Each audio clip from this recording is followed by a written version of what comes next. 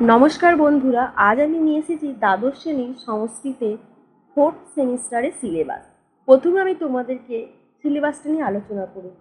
এখানে তোমাদের একটি গদ্য, একটি পদ্য ও একটি দৃশ্যকাব্য আছে।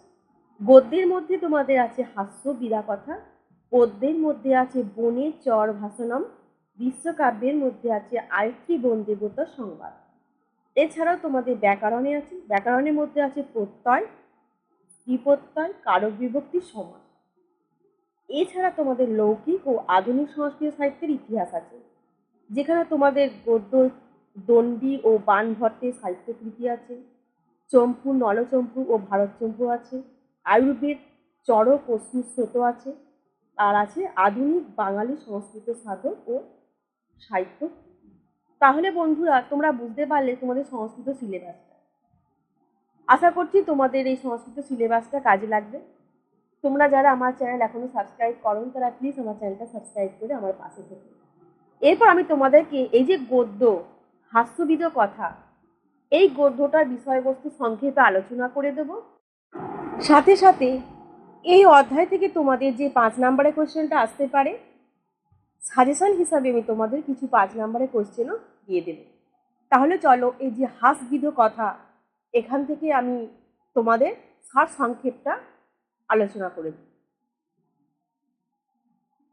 কাঞ্চিতে রাজা সুপ্রতাপের শাসনকালে একবার 4 জন চোর ধরা পড়েছিল। রাজা তাদের মৃত্যুদণ্ড দেন। সেই আদেশ অনুসারে 3 জন চোরকে শুলে চড়ানো হয়। চতুর্থ চোর ছিল বুদ্ধিমান। সে একটি কৌশল অবলম্বন করে। সে জানায় যে সে সোনা চাষ করার মহাবিদ্যা জানে। মৃত্যুর আগে সে রাজাকে সেই বিদ্যা দিয়ে যেতে চায়। তাকে রাজার কাছে আনা হলে রাজা তাকে সোনা চাষে আদেশ দেন। সে রাজার কথা মতো রাজার অন্তঃপুরে যে ক্রিয়া সরোবর আছে, সেখানে এক গোপন স্থান পরিষ্কার করে চাষের যোগ্য জমি ঠিক করে। তারপর সোনা পুড়িয়ে সর্ষের মতো ছোট্ট ছোট বীজ তৈরি করে। রাজার কাছে সে একজন বপনকারী চাইলে রাজা তাকে বীজ বপন করতে বলে।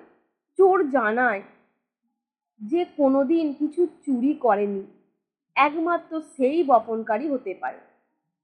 সেই যুক্তিতে চোরটি রাজাকেই বপন করতে বললে রাজা বলেন তিনি ভ্রাম্যমাণ গায়কদের দেওয়ার জন্য বাবার টাকা চুরি করেছিলেন।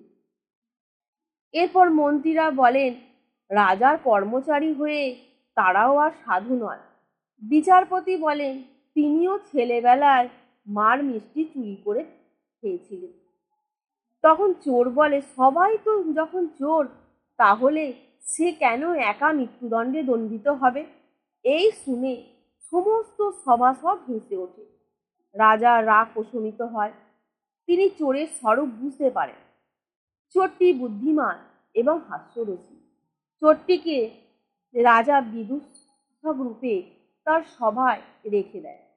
এইভাবে